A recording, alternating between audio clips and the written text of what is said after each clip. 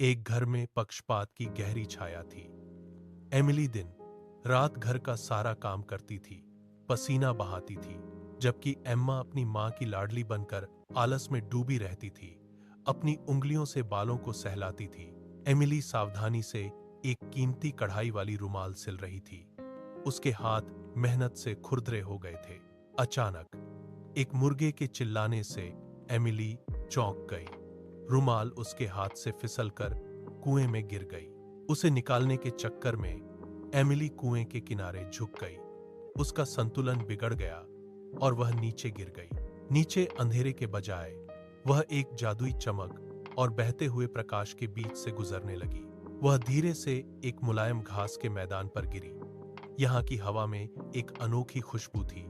यह एक जादुई बगीचा था, जहाँ पेड़ हवा में झूम रहे थे और सब कुछ रंगीन था। 艾米丽站起身，拍掉身上的草屑。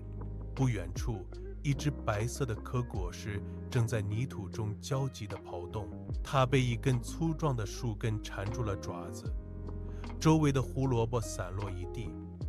艾米丽走过去，用双手拨开沉重的泥土，解开了缠绕的树根，将胡萝卜重新堆在颗果实面前。他轻快地跳跃着跑开了。जेजा तकंदा इजू गुलाब का फूल अपनी पंखुड़ियों को झुकाए हुए था। उसकी पत्तियां सूखी और पीली पड़ चुकी थीं। एमिली ने पास के नाले से 2 हथेलियों में पानी भरा और धीरे धीरे जड़ में डाल दिया। मिट्टी ने पानी सोख लिया और गुलाब की पंखुड़ियां धीरे धीरे फिर से खिलने लगी। वह आगे बढ़ी और एक रहस्यमयी महिला होली के घर पहुंची। होली ने उसे रुकने की जगह दी, लेकिन एक शर्त रखी। हर सुबह एमिली को बिस्तर को पंखों से ढकना था। एमिली ने सिर हिलाया। स्याई म्याल था कैशी ज़ेछॉनबियन मानलू चिल्लाए। उसकी मेहनत रंग लाई।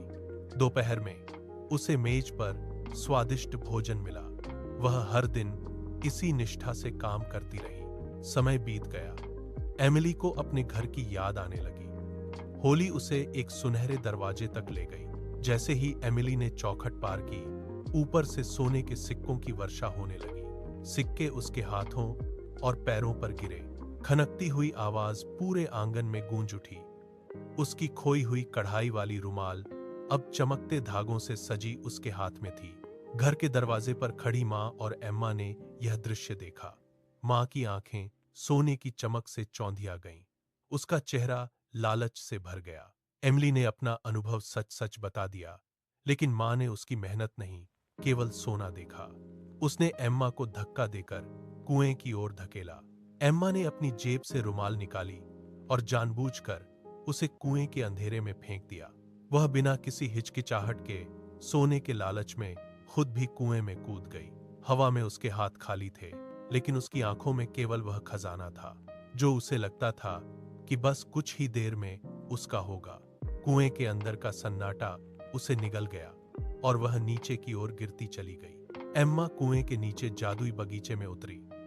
सामने वही खरगोश गाजर के लिए तड़प रहा था, लेकिन एम्मा ने उसे लात मारकर दूर हटा दिया।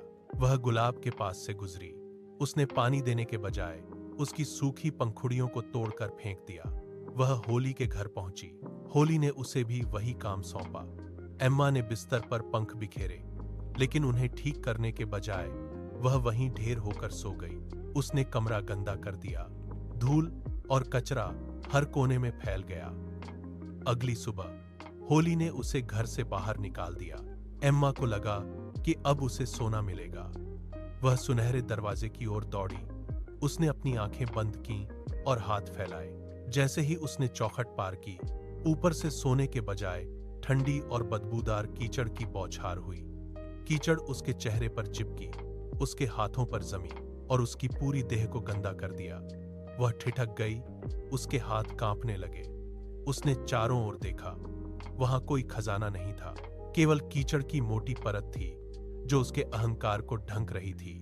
वह वहीं घुटनों के बल बैठ गई। उसकी सांसें तेज हो गईं और उसे अपनी गलती का एहसास हुआ। एम्मा कीचड़ से सनी हुई घर लौटी। उसने आंगन में खड़े होकर अपने हाथों से गंदगी साफ की। एमिली ने उसे देखा और बिना किसी शिकायत के उसे गले लगा लिया। एम्मा की आंखों से आंसू बह निकले। उसने अपनी गलती स्वीकार की। अगले ही दिन से एम्मा ने एमिली का हाथ थाम लिया। दोनों बहनों ने कुएं के पास की जमीन को साफ किया, बीज बोए और मिलकर काम करने लगी। वे सुबह जल्दी उठती, घर की सफाई करती और खेत में मेहनत करती। धीरे धीरे उनकी मेहनत रंग लाई। घर में अनाज की कमी नहीं रही और आंगन में हरियाली छा गई। दोनों ने अपने हाथों से अपना जीवन संवारा। वे अब एक दूसरे के साथ मिलकर सुख से रहने लगी। मेहनत और ईमानदारी ने उनके जीवन को खुशियों से भर दिया।